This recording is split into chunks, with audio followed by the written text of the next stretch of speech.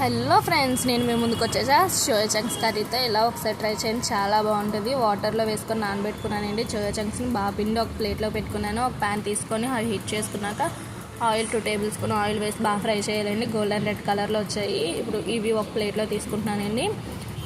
అదే ప్యాన్లో oil heat చేసుకుని ఉల్లిపాయలు పచ్చిమిరపకాయలు వేసుకొని బాగా ఫ్రై చేసుకుంటున్నానండి. అలానే అల్లం ముక్క, కొన్ని వెల్లుల్లి దంచి పెట్టుకున్నానండి నేను.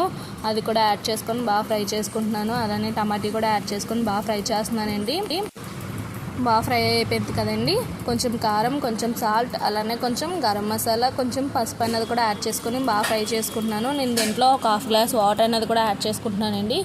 ఇది రోటీస్లోకి చాలా బాగుంటుందండి కర్రీ.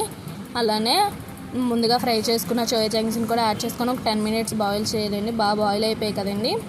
ఇందులో మనం కొత్తిమీర అన్నది కూడా యాడ్ చేసుకుంటున్నాము. మన కర్రీ అన్నది ready. Thanks for watching. Like, share, subscribe.